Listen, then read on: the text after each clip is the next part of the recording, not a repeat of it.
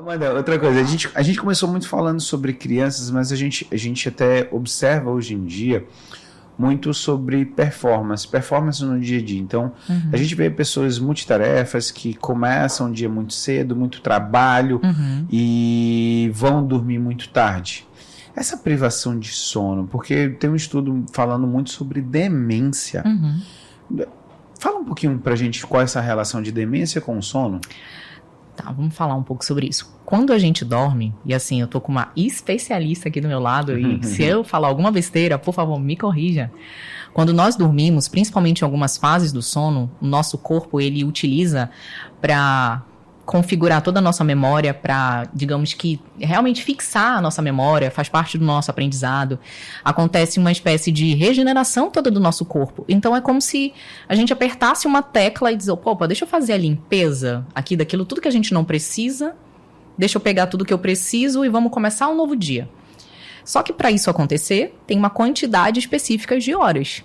E aí, como o Luciane muito bem falou, para a nossa faixa etária, mais ou menos umas 8 horas de sono, 7,5, 8 horas, né? E para crianças isso muito mais, 10 horas, 11 horas, 12 horas.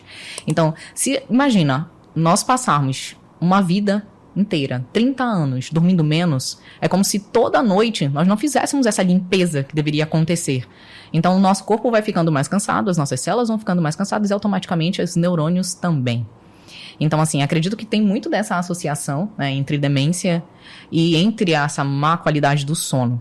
E aí eu vou colocar um dado aqui interessante, que demência e Alzheimer, quando a gente coloca na balança de quais são as 4 questões que mais matam, o Alzheimer e a demência está aqui, ó, em segundo lugar. Então, é algo que tem que se preocupar muito, porque hoje o que acontece? A nossa população está vivendo muito mais, né? Então, vive-se com 70, 80, mas com qual qualidade? Porque geralmente a demência tem chegado muito antes. E é por causa da qualidade de vida, do sono, enfim, de muitas questões. Isso que eu ia perguntar, Lu, você que está no dia a dia e a gente está falando especificamente de sono, que é o que você trabalha no dia a dia. Como é que chega esse paciente no seu consultório? Então, o paciente chega para tratar o sono e já tem outras comorbidades associadas. A grande maioria já tem problema cardiovascular. Ele já tem uma hipertensão instalada, uma pressão alta instalada. Ele já está com alguma arritmia, noturna geralmente. Ele está com o início ali de alguns com a questão da memória, falha da memória, problema cognitivo mesmo, né? E o que acontece? Quando o paciente chega para tratar o sono, ele já chega com uma apneia moderada e grave. Raramente chega um paciente com apneia leve no início, porque a apneia do sono, ela leva a distúrbios cardiovasculares, principalmente hipertensão, arritmia, né? E a gente pode levar até a um infarto, quando os pacientes chegam a infartar. Lu, vamos lá, eu queria só que você desse um passo atrás. Explica para as pessoas o que é apneia, porque quando você fala, Sim. a maioria das vezes a turma não entende. O que é apneia? A apneia do sono são paradas respiratórias. É como se você estivesse fazendo um mergulho. Você vai mergulhar no rio ou na água, você prende a respiração. E aí você fica sem respirar. A apneia é exatamente isso. É o momento que você para de respirar, só que isso acontece dormindo. Essas paradas respiratórias elas acontecem de 10 segundos e podem ser paradas que ficam ali durante até mais de 1 minuto, a pessoa sem respirar. Ou seja, imagina, você está dormindo e você está parando de respirar. E você não tem controle disso, tá? E aí, o que acontece? Essas paradas acontecem, em média, mais de 100, 200, 300, 500 paradas numa noite, né? Então, a gente divide isso pelo número de horas, a gente tem 15 paradas, 30 paradas, 40 paradas por hora. E cada vez que você para de respirar dormindo, a oxigenação reduz. E aí nós temos, durante uma noite, aquela oxigenação que reduz e aumenta. Então, a gente dessatura e ressatura, dessatura e ressatura. Isso causa um dano sistêmico no nosso organismo, absurdo. A pressão arterial, ao invés de reduzir à noite, ela aumenta. A frequência cardíaca, em vez de ficar também reduzir em níveis de 20% a menos, ela aumenta. Então, o nosso organismo fica tendo um estresse, quer dizer, estressado a noite inteira, devido ao quê? Às paradas respiratórias. Por quê? O teu cérebro, ele fica tentando te acordar a noite inteira para que você volte a respirar. Então, imagina uma pessoa que tem lá 40 paradas por hora, ou 60 por hora, que é o que realmente às vezes chega, a maioria chega nesse nível, 40, 60, pessoas que chegam com 100 paradas por hora. Então, imagina, uma pessoa não dorme. Ela não descansa, Ela né? Momento nenhum. não descansa nada. E ela não entra no sono profundo. Ela não chega no sono REM. Por quê? A todo momento ela para de respirar e a todo momento o cérebro dela tenta acordá-la para voltar a respirar. Por isso essas pessoas têm um sono de má qualidade. E geralmente qual é o sintoma? O sintoma é você acordar cansado. Porque se você perguntar para a pessoa, você ronca? E vai falar, não sei. Eu estou dormindo, não sei se eu ronco. Você sente as paradas respiratórias? Não, não percebo. A maioria das pessoas não percebe que para de respirar. Mas está acontecendo. Isso a gente vê aonde? No exame de polissonografia, que é o exame do sono. Por isso é importante avaliar como você acorda. Então, se você acorda cansado, dormiu 6, 7 horas e agora com aquela sensação que não dormiu bem, que a noite foi curta, tem dificuldade de sair da cama, indisposição pela manhã, e aí vem aquela fadiga crônica durante o dia, a sonolência é um sintoma clássico. A pessoa tem sonolência no dia, acabou de acordar, ela continua com sono. Ela vai trabalhar, ela tem sonolência no trabalho. Ela está no trânsito, ela tem sonolência no trânsito. Se ela senta ali para esperar, para ler alguma coisa, um livro, ela tem sonolência. Dorme, tá?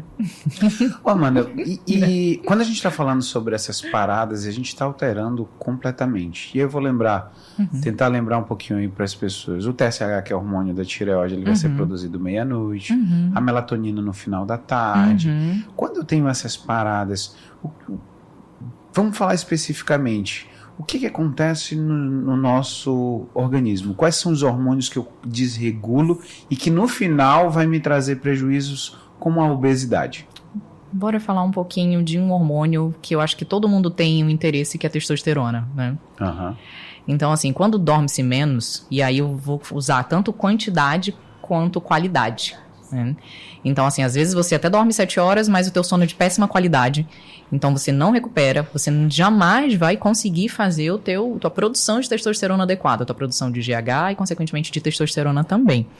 Então, imagina, você tendo várias paradas. Eu tô assustada até com essa quantidade de paradas por hora. 60 paradas. Por minuto. Uma parada por minuto. Então, imagina, 60 paradas por minuto, você para 60 vezes por hora você para de respirar. Exatamente.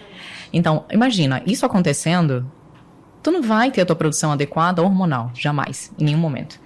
Porque quem responde a isso é toda uma sequência, uma cadência, a tua glândula vai ter que responder. Se você não segue a sequência de sono adequada, isso não acontece.